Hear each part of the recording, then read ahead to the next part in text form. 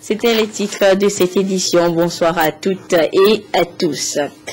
Le président de la République, Faure Essodim Gnassingbé, est arrivé ce matin à Dakar, au Sénégal, pour assister au sommet de la francophonie. En marge de ce 15e rendez-vous, le chef de l'État devrait rencontrer également dans l'après-midi son homologue français, François Hollande, pour discuter de la lutte contre le virus Ebola, un autre thème important de cette rencontre. Il faut rappeler que le président Faure Gnassingbé a été désigné par la CEDEAO comme coordinateur du processus de riposte et d'éradication du virus en Afrique de l'Ouest.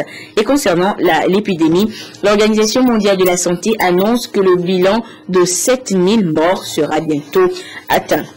Et parlons justement de la francophonie. Le 15e sommet de la francophonie donc a débuté ce samedi à Dakar. La grande majorité des pays du monde francophone est représentée, voire à haut niveau, avec de nombreux chefs d'État et de gouvernement présents au centre de conférence de Diamniadio. Une rencontre aux multiples enjeux dont le principal est l'élection du successeur d'Abdou Diouf à la tête de l'organisation. Et à ce 15e sommet de la langue française, un demi-millier de journalistes est mobilisé pour la défense de la langue de Molière. Les hommes de médias réunis au village du 15e sommet multiplient émissions et autres initiatives pour revaloriser le français parlé par plus de 80 millions de personnes dans le monde. Au village du 15e sommet de la francophonie à Dakar, une forte mobilisation de la presse francophone. Un seul objectif, participer à la promotion de la langue française.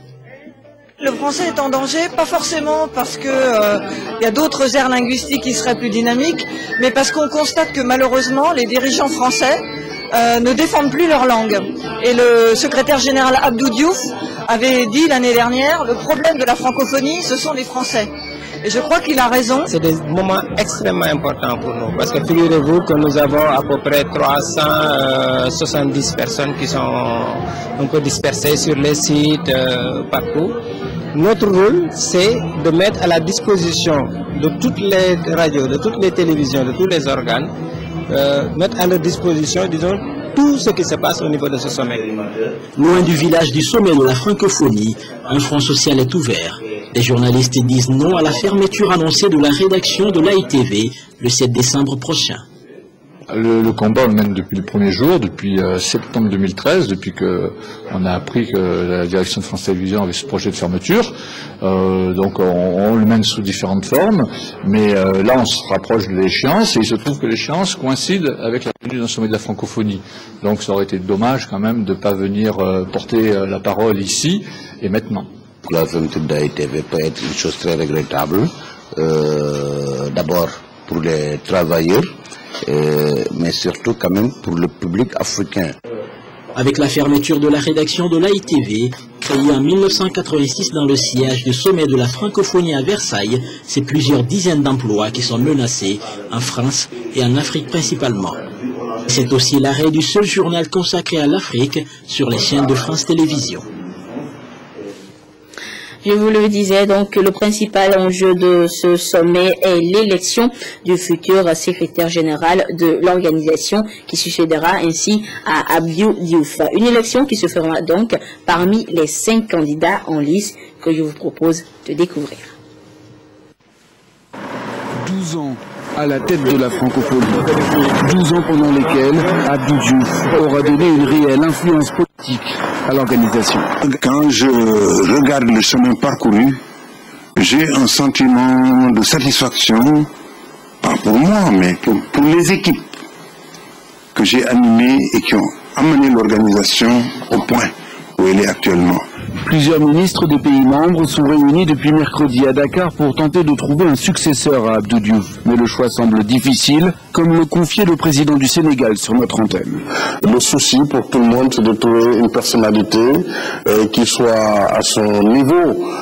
Je paraphrase avec lui, pas par la taille, parce que ça va être très difficile, mais trouver une personnalité capable de poursuivre ce rayonnement et d'assurer des missions nouvelles qui vont être des missions économiques. 5 candidats se sont déclarés, 4 hommes, tous africains. L'ancien président du Burundi, l'ex-ministre des Affaires étrangères de l'île Maurice, l'actuel ambassadeur du Congo à Paris et un diplomate guinéen. Une femme également, la Canadienne d'origine haïtienne, ex-gouverneur général du Canada, Michaël Jean. Jusqu'à présent, aucun parmi eux ne s'impose, mais une chose est sûre, François Hollande exclut toute candidature supplémentaire d'un Français. La France, bien sûr, pourrait prétendre. Elle a sûrement des personnalités tout à fait éminentes, mais la France est au service de la francophonie. La France ne se sert pas de la francophonie. Si un consensus n'est pas trouvé parmi ces candidats, deux solutions semblent émerger. Un vote, ou bien la nomination d'une autre personnalité. À ce titre, certains évoquent celle d'un ancien président libanais. Et sur un autre front, l'Organisation internationale de la francophonie affûte ses armes pour l'après-2015, date d'achèvement des objectifs de millénaire pour le développement. Des préparatifs qui se traduisent par l'élaboration des programmes nationaux de développement pour l'après-2015, exercice auquel se sont attelés plusieurs acteurs sociaux cette semaine à Lomé. Kwasiglé, Charlotte Moussime. Ces différents partenaires au développement venus de la sous-région, du continent européen et américain repensent le guide d'accompagnement des pays membres de l'Organisation internationale de la francophonie. L'OIF s'attelle ainsi à actualiser ses stratégies et outils conformément aux exigences des ODD, Objectifs de développement durable, et au Programme de développement des Nations Unies pour l'agenda post-2015. C'est sur ces éléments-là que les gens vont s'attarder aujourd'hui pendant 5 jours à faire un guide méthodologique pour appuyer les pays de la francophonie à élaborer leurs programmes nationaux de développement durable pour l'après-2015 dans la perspective des objectifs de développement durable qui seront adoptés en septembre de l'année prochaine. Il ne faudrait pas se retrouver avec une stratégie économique, une stratégie jeunesse, une stratégie pour l'emploi, pour la croissance et enfin une stratégie pour l'environnement et le développement durable.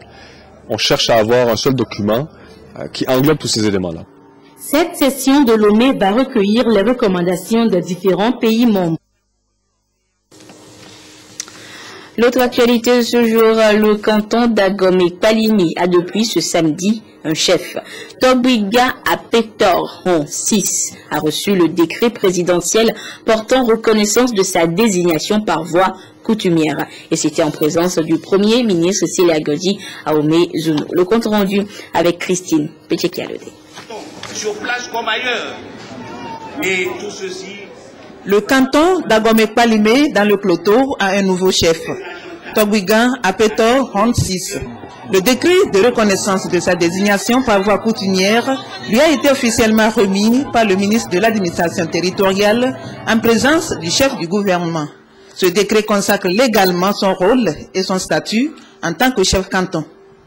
Les deux missions importantes que vous devez avoir à cœur, la première, c'est d'assurer en tout temps la cohésion, l'harmonie et l'entente entre les populations qui vous sont confiées. Et la deuxième, c'est d'œuvrer inlassablement pour le développement et le bien-être de vos administrés et des populations. Depuis quelques années, grâce aux efforts de tous, grâce à l'action du gouvernement, mais aussi grâce à la contribution de la chefferie traditionnelle, les élections dans notre pays ne sont plus synonymes d'affrontement et de violence. Et donc, je voulais insister là-dessus.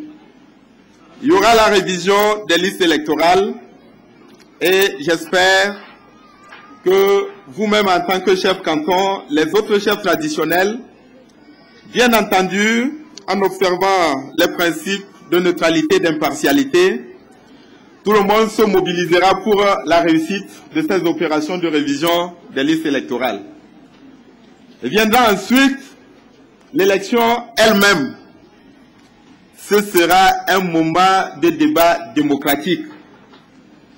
Nous ne voulons pas apprendre, entendre ou être témoins d'actes de violence de quelque nature que ce soit tout au long de ce processus. Et donc je vous encourage, dans le cadre du processus électoral, à être un facteur de paix, un facteur de non-violence. Togbiga Apetor 6 a intégré la classe des chefs cantons. Il représente désormais les populations d'Agomé-Palimé dans leur rapport avec l'État et mesure déjà l'importance de la tâche qui lui revient. Mon souhait est de faire tout aux côtés de la jeunesse pour un développement prospère, pour un développement durable sur toute l'étendue du territoire de Kloto. Pour le chef du gouvernement, Célia Godji Aoumezounou, c'est un nouveau jour qui se lève sur Palimé. Il a, au nom du chef de l'État, salué l'esprit d'ouverture des populations qui ont accepté d'unir leur énergie pour le développement de leur milieu. Je considère ce jour comme un jour de la renaissance de Palimé. Je le considère comme un jour de la renaissance de Kloto. Regardez cette multitude de cadres ici installés, qui ne demandent qu'à être utilisés, qui ne demandent qu'à servir, qui ne demandent qu'à aider. Et pourtant, en raison de nos divisions, de nos contradictions inutiles, de nos problèmes futiles, les cadres se sont éloignés. Palimé a commencé à décliner, Palimé a commencé à mourir. Mais je crois que Palimé renaît à partir d'aujourd'hui. Et nous avons le devoir de maintenir cette flamme. Je voudrais donc vous assurer que je prends la parole à cet instant au nom du chef de l'État pour dire vraiment merci. Merci à tous. Merci à cette population d'avoir accepté, après les nombreux conflits qu'il y a eu, les difficultés qu'il y a eu pour le choix du chef, pour régler les différents problèmes, d'avoir accepté finalement de se donner la main pour refaire de Palimé la lumière qu'elle a toujours été. Je voudrais dire merci à cette population. Je voudrais dire merci à la famille royale. Merci à toute la communauté de Palimé. Palimé qui est une ville d'espoir, une ville de fraternité, une ville de solidarité. Oui, Palimé est véritablement une ville de fraternité, de rencontre. Et donc Palimé ne peut se permettre d'être sans chef, de vivre dans la division, dans la lutte intestine. Donc c'est un honneur pour toute la ville et toute la communauté, et pour tout le grand Kloto aujourd'hui, de retrouver Palimé dans toute sa fierté. Merci pour ce que vous avez fait.